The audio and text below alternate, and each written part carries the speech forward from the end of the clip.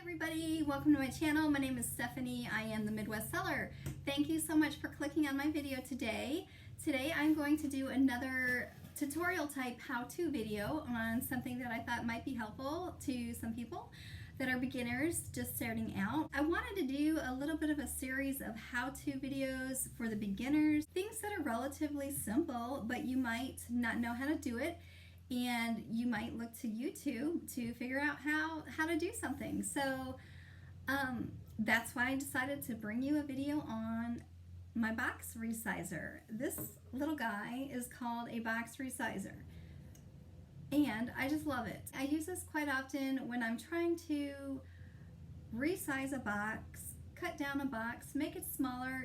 Maybe sometimes I need to save on some weight. Maybe I'm trying to get something under a pound for shipping, or maybe I want to get something smaller than a 12 by 12 by 12 box and I just didn't have a box available, but I had a larger box that I want to try to make smaller.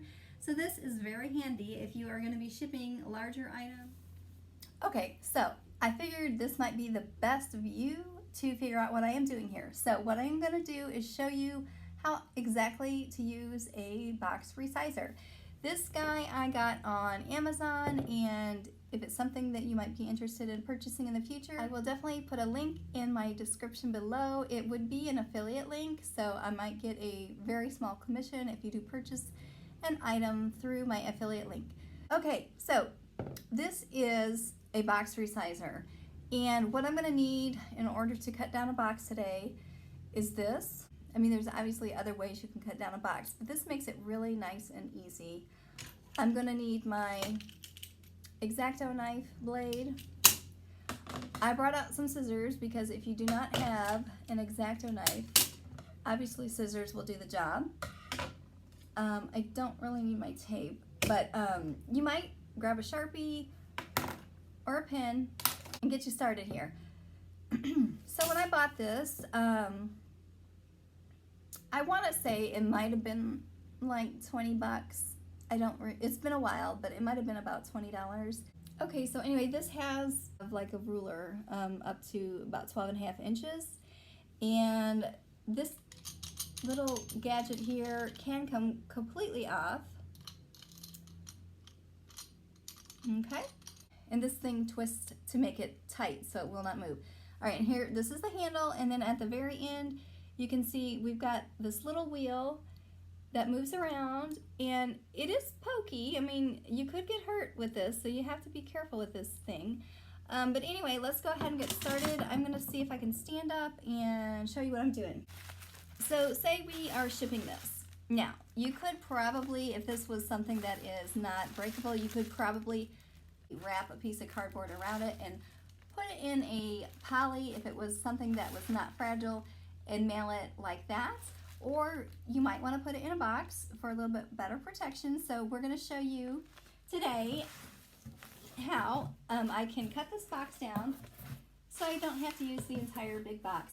Maybe you want to save on weight, maybe you want to save on dimensions. Anyway, you want to cut a box down.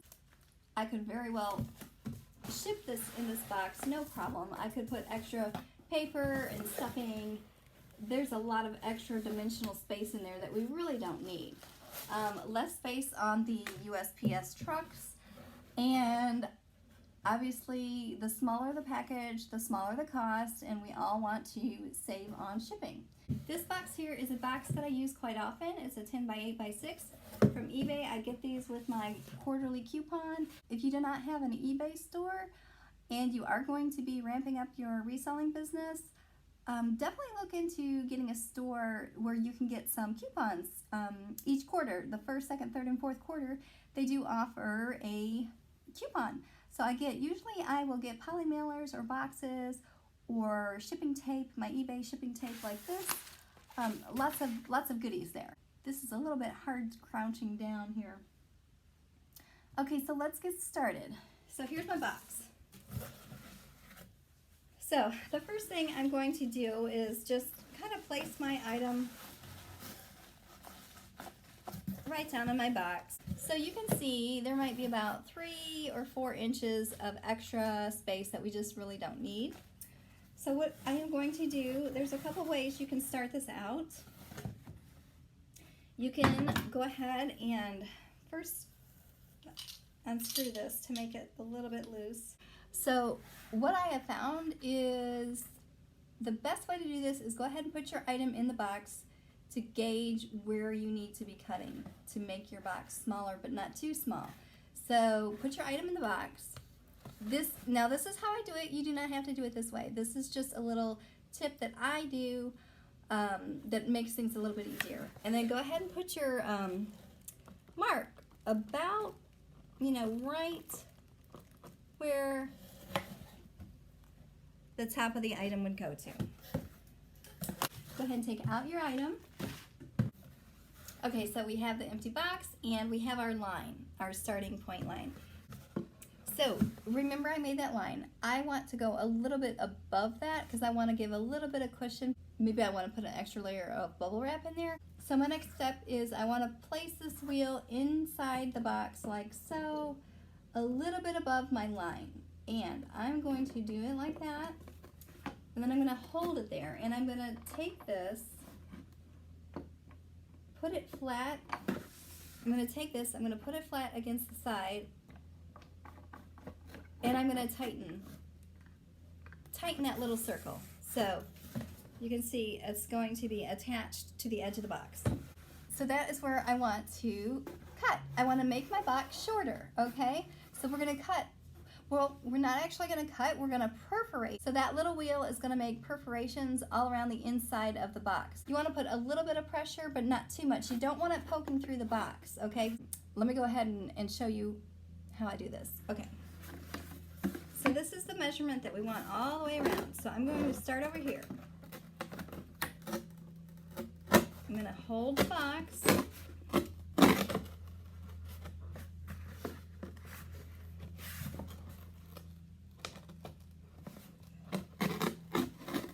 The very first side sometimes takes like 1 or 2 times just to get it going. And then you want to pick it up and you want to do the same to the next side. So it's the same size. You want to start at the corner, a little bit of pressure,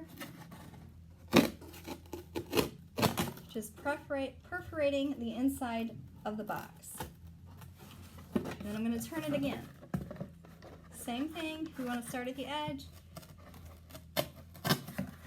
a little bit of pressure, guide it along the side. I'm going to turn it all the way around. Okay, so if you can see inside here, there, let me get a shot like that. See the little dots there? It made perforations right there. And so now, if this is like the first or second time you do it, you might want to grab a little thick marker and alongside the corners, you're going to put your marker where that line is and just darken the box like that. Oh, like that. Like that. And like that. Sometimes this is easier actually on bigger boxes, but I wanted to do something small so it would be easier for the camera. So you've got your lines, and then you're going to take your box cutter. Now I'm going to be careful with this. So then the next thing you're going to do is obviously cut away from you.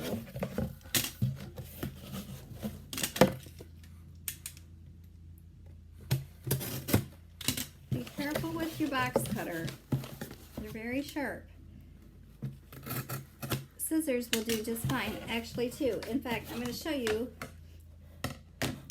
if you don't have a box cutter, use your scissors. This is safer. Just cut down to the end, like so. Okay, so we cut the corners. So then you kind of pop out. I like to kind of gently pop the corners a little bit like so. And then I am going to gently push down on the preparations. So you're gonna go inward. That's loud, I'm sorry. So you're gonna go inward like that, okay? All right, so here's our box so far. So let's go see how this is gonna work out. All right, so here's my item. I'm going to place it in there. You know, I would probably put another layer of paper down. And then you can simply fold the two sides like that, and there's your box. And look how nice and tidy this looks. If I got this in the mail, I would be pretty impressed. It's a nice box, it's sturdy. Now, if you want to, you can actually save a little bit of weight by doing this. Okay, open up your box. You can get rid of these flaps, right? You don't have to have, see how that is a lot of excess cardboard? Now, it's good for protection, but you can, if you need to save on weight, maybe you're like 2 ounces over and you want to go down to the next pound, you can go ahead and cut these off right here. Let me show you how to do that. So I'm just gonna take it, cut a flap, and I always save the excess cardboard because it's great packing material.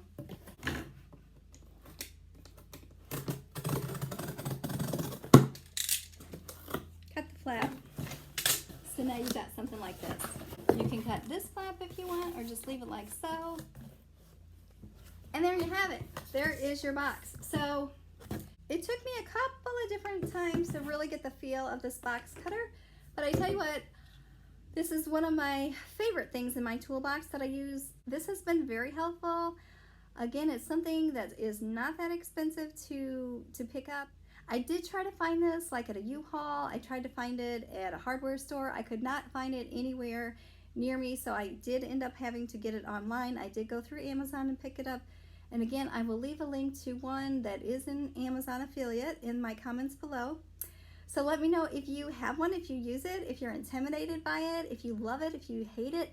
Let me know in the comments below. I hope it's helpful. And one other thing, it does help the environment as well, because you're going to use less packing material, you're going to use less space in the USPS trucks or the UPS trucks, the FedEx, whatever kind of truck, whatever kind of shipping truck you are going to be using.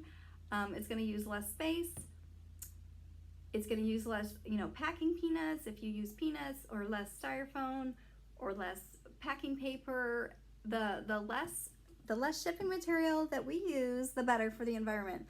So let me know your thoughts on this video. It was a little awkward filming. I used my iPad, and I do want to get a camera eventually. I'm hoping maybe for Christmas I can get a camera and a tripod and be more official. It's a little bit difficult filming with my iPad. So thank you again so much. I hope you like this video. Don't forget to subscribe if you haven't done so already. I will be adding a lot more how-to tutorials for beginners, so look out for those videos. I am a new YouTuber. I have less than 200 subscribers, so all of your support and sharing and comments really does help my channel grow, and I appreciate you so much. Thank you. Okay, that is it. Have a great day. We will talk soon. Bye.